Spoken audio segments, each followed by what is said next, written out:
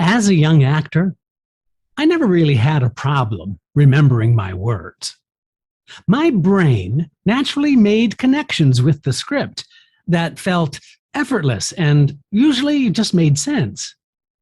Now, it wasn't until later that I realized that I needed to put more effort into the process. Today, actors are challenged because with the new self-tape and Zoom auditions, it makes sense to memorize the scene rather than to rely on cue cards, cheat sheets, or strategically placed PDFs on the monitor. I will share my experience and give you some solid tips on how to learn the words or not on this episode of Casting Actors Cast. Advice to you, the actor, from a casting director. That's me.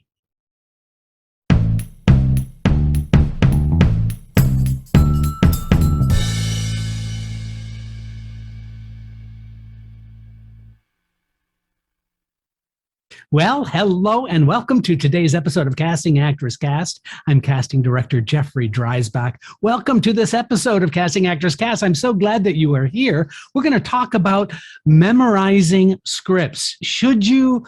What is there a way to do it? What methods can there be? All kinds of stuff we're going to be tackling in just a moment, but this is that moment of the podcast where I get to say thank you for tuning into Casting Actors Cast. As always, I invite you to go to the website, castingactorscast, all one word.com. You're going to find some freebies if you fill out that form that says dive into the talent pool. One of the freebies is a book on doing voiceover work called Conversation Pieces Out of the Studio, the voiceover workshop for professional actors. It's a 100-page PDF free downloadable book that I invite you to check out. Also, there's a free video called Casting Director Secrets, What They Don't Want You to Know. But guess what? I'm going to tell you in this 20-minute video. Also, on the website, you're going to see Jeff's Jots. And that's my blog post, but it's also corresponding to each episode. So you get some additional information that you can literally print out and keep with you. And all of that stuff is just free because I love building this amazing community of like-minded actors who are simply in it to get better, to keep themselves focused, and to embrace the business of show. That's why I'm here. Also, if you have a self-tape that you would like me to evaluate live, I'm happy to do that. It's gotten to be really popular here on the podcast, the podcast videos. So I invite you to submit your videos or ask me a question. Castingactorscast@gmail.com is the address for that. So there's all kinds of ways, all kinds of stuff that you can get involved in.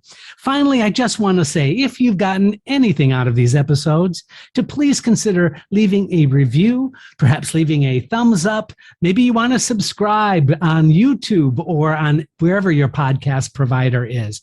I really enjoy reading those wonderful comments that I'm getting on YouTube, but I'm also getting them on, all of the podcast providers that are out there. iTunes is particularly helpful for me to grow the audience, and so I invite you to do that. I just have to say, I was reading a really nice, positive, uplifting iTunes feedback, but guess what? It was kind of weird that the person mentioned how much they liked the show and how much they got out of it, but gave me 1 star. I'm like, okay, dude, 1 star and you like me? What's going on? Anyway, that's just my little my little thing. If you are leaving a review and you like what you're hearing, please let me know that. It really makes a difference. It keeps me doing this. Listen, I don't get paid for this. I just love giving back what was given to me and what wasn't given to me when I was an actor. And I've been a casting director now for over 12 years. I just enjoy doing this. So I'm really appreciative every time somebody gives me a like or a mention or something like that. It just means everything to me. It means the world. So thank you for that. Finally, I stopped doing these recorded cross-promotional material on many podcasts. I know they're sort of bothersome for a lot of folks to just hear this like 1 or 2 minutes of me just promoting stuff. And so I cut that out. I just want to get right to the subject at hand. I do have a promise that I've made to Actors Connection because they promote my podcast all the time on their websites. So I'm returning the favor. Hey, listen, if you haven't checked out Actors Connection, I really encourage you to do so. As well as any of the other classes I might be teaching. You can find that out on the website also, castingactorscast.com. But specifically, Actors Connection is a place where they do workshops and classes, intensives. I teach there frequently. And so if you haven't checked them out, these are industry professionals that are currently working in the industry that are providing you these classes. So you get updated information about what's happening in the industry. You also get a really cool, nice group of fellow actors to work with. I can't speak more highly of it than I am doing right now. So please do me the favor and check out actorsconnection.com. And hello to my friends Colleen and to Tony. I'm really looking forward to seeing you in person soon. So thank you for that. Let's jump in now to the subject at hand. Listen, there are usual methods that we know of for learning a script, right? And so we're going to talk about memorizing and, what you need to do now. But here are some usual methods for learning a script. One is, and this has been my experience when I was acting, and that is I simply associated the blocking to connect with the dialogue. So, for example, if I knew that I had to move to the sofa while saying this line, then I could make that association. Once I had some kind of a physical adjustment that I could make, it was really easy for me to memorize. It was almost like we had the blocking rehearsal and then we had a run through. Honestly, and I'm not trying to show off because I'm not that smart, but honestly, once I learned the blocking and I had that association, memorizing the script was completely a non-issue for me. The second thing that you might be doing for yourself, or you might know of other actors doing it, is they learn the words by simply understanding the other character's cues and then knowing that they are responding to them. So, for example, if the other character says, "How are you?" and your line is, "I'm fine, how are you?" then, whenever you hear "how are you," you're going to know how to respond because you've really spent time and investing into the other actor's lines as well. So sometimes the memorization of your words can simply come from the cues that you are given by other actors. Now, this might not be universally true in all material and in all scripts, because there are some writers out there who are just kind of, not necessarily making those logical associations. That's okay. You just have to employ another method. Here's another method. Just sit down and memorize the damn script. I know it's really difficult sometimes to do without a context, but if you really invest some time and simply make the exercise of memorization a non-painful one, a non-painful exercise, you're going to find it much easier to simply sit down and really work on, okay, this is what I say when. But you know what? There are some new methods that I'm going to share with you for learning a script. And these new methods are similar, but I think they're really much more useful for your acting now, especially for film and television, but equally important for theater. And that new method number one is paying particular attention to the way the character speaks. That can be really, really useful. In other words, once you hear the musicality and the writer's sort of frame of reference for the way your character speaks, many times that's kind of juggling into or moving into a different part of your brain. So the memorization does not become tedious and boring. It can really be inspirational. For example, if the character speaks in an accent, sometimes the musicality of the speech can help your memory. It's kind of amazing the way that happens. So you might have a specific character that can be really helpful to you in terms of doing that kind of memory work. The second thing is understanding the emotional state and the arc of the character. The arc being, of course, the through line or the storyline that the character goes through during the course of that project, the course of that story that's being told. So the emotional state and the arc of your character can really make that kind of strong association to the words. Once you get an emotional connection to what you are saying, and you know exactly the way in which you're supposed to say it, your memory kicks in and it becomes such an easier way to judge and to facilitate your acting work in that particular scene. So it's just a kind of amazing, right? And I guess what I'm talking about here thematically, these past two things I've chatted about, it's really about association. It's really about making an emotional association, making an association with the writer's intention. Number 3, if you knew why the character is responding, in other words, not at the emotional state necessarily, but if you are responding to another person in a scene and you understood why, that can help recall the words. It's amazing. Again, like my earlier example, the person says, "Hi, how are you?" But let's just say now that you're a little angry with this person, so you say, "Fine, how are you?" But now you also know why you're responding.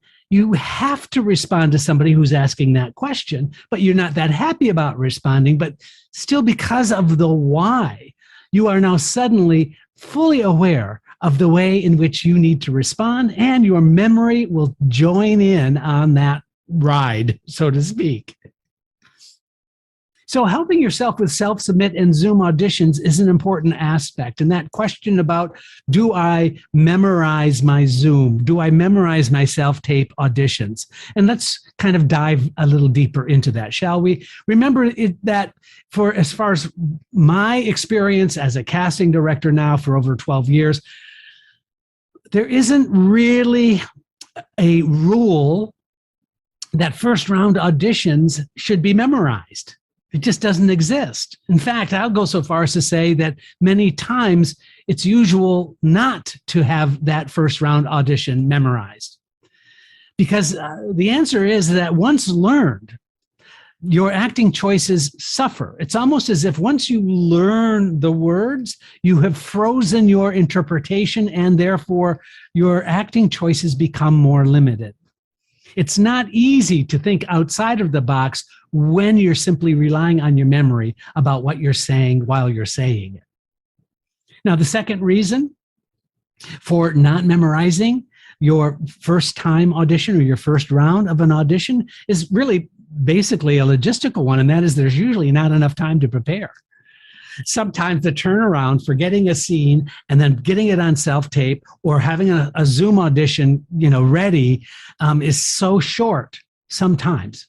Not all the time, but sometimes. So just not having enough time to prepare is reason enough to give yourself a break and not feel the pressure of having to learn something, especially if it's involved, especially if it's like a long scene or, a 2-page monologue or whatever it is. Not having enough time to prepare correctly, I would rather have you hold this script than not have invested in showing me how you're going to play the part. I hope that makes sense. So this brings me to my next point. If it is a direct request to have the scene memorized, figure out the best way to accomplish that request. And so that means that if it says, please memorize your script, and you have the time to do it, it's important that you honor that request the best way you know how. Simply with the past points that I made about this in this podcast, simply make the associations you need to make, do the best that you can to make interesting choices for what your character is involved in, and I think you're going to be just fine. Having said that, though, long speeches, Shakespeare, long passages that will definitely need to have some hacks if they say you have to have it memorized and you just simply don't have the time. So here are some suggestions if that happens to you. You simply don't have the time or the material is just way too hard to digest it and really give a good actor interpretation. Do the work. Just working on the script first, be comfortable with that. That's the most important thing. The second thing is consider putting the script on a tablet or putting it on a second monitor. For example, if you have a laptop and you can connect another monitor to it, you can put the script on that monitor right in your eye line. You can put that script on your tablet and put that script in a location on your eye line that can really help you act to the script. Now, I know it's a cheat. I understand that it might not feel comfortable. And I also want to tell you that many times it's really easy to tell. So this is a learned thing. And if you can't really act to a script in front of you, just try it first, though, before you make that decision. Then you're going to have to come up with another alternative. But having said that, I think that hack can be really, really helpful to you. So consider perhaps a second monitor or perhaps putting the script on a tablet if you happen to own one. And that has to do with eye line, right? You want to make sure that that tablet and that script are in your eye line. That's kind of important. The other is to use the screen that you have. For example, if you're using Zoom for the audition, simply you can make that script smaller and put it into one corner or the other of the laptop as if it is in your eye line. So if you're using the video monitor, if you're using the video camera on your laptop, and you move that script into the upper right-hand corner as if it's the eye line, it sort of accomplishes the same thing as if you had a second monitor or a tablet.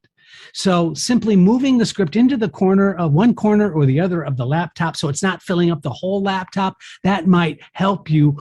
It might cue you. It might give you little reminders if you go up and you have trouble remembering. On the other hand, you maybe can act to it just as if you had that tablet or that extra monitor. Now, the third way is simply holding the script, but holding it away from you, but in your eye line. In other words, up and out. If you're holding it down and you're looking up to the other character in the scene, now you're bobbing for apples because you're holding the script so close to you. If you hold that script up and out, it's okay if I see it, but that is in your eye line. It really makes for an effective audition. Just simply holding it up, even if I see the script. Number 3, you know what? Just hold the script. Don't worry about it. If it comes to that, I would much rather see a good actor really have worked on the script, giving me some really interesting choices. If the script is there, so what? The script is there. You know, it's so hard because actors are so worried that it's going to count against them somehow. You know, it just doesn't work that way. Our job is to see if you're right for the part. That's it. If you happen to be holding a script, you know, that's what it is. That's what it is. Don't make yourself crazy about that. Now, moving on. If you receive a callback assumes that you're going to have the script memorized, though. That's important. So I'm talking about first round auditions for those other hacks. But listen, if you've gotten a callback, my chances are you're going to probably have digested that script almost to the point where you've got it memorized, especially in a Zoom environment. So don't stress over it. It's just an implied assumption that the next level, the next round, whether it's a chemistry read or whether it's just another callback, oftentimes a callback will be a new scene, in which case you have to kind of deal with the whole thing all over again. But it's important that you don't make any excuses. Whatever the choice is, just be intentional and not be kind of sneaky about it. Don't try to pretend that you're trying to look like it's memorized. Just let it be what it is. Remember that learning the lines is just a part of a skill set that an actor has. It doesn't have to be, you know, a life and death decision or choice. So what I'm trying to say, I guess, and I'm not doing the best job of it right at this moment, but don't place too many demands on yourself. Don't place demands on yourself about how skilled or unskilled you are with your memory. Please remember that each person has their own memory issues. Not everybody is like, this perfectionistic photographic memory. All I'm suggesting is that trying some of these techniques and some of these hacks, giving them a try, what fits for you. I promise you, they're definitely going to help you. They will. Just remember, it's important to show how you're going to play the part and not how fast your memory is. I tell you, there's nothing worse than seeing an actor's face turn gray because they don't remember what comes next. That's just such an awful feeling. And of course, when that happens, that takes all of us out of watching your good work. So have a backup plan and love your interesting and unique audition choices. That's all I've got for you today. I hope to see you next time. I'm Jeffrey Dreisbach, and this is Casting Actors Cast. Casting Actors Cast is made possible with your support just by listening. Please like, share, and subscribe wherever you get your podcasts.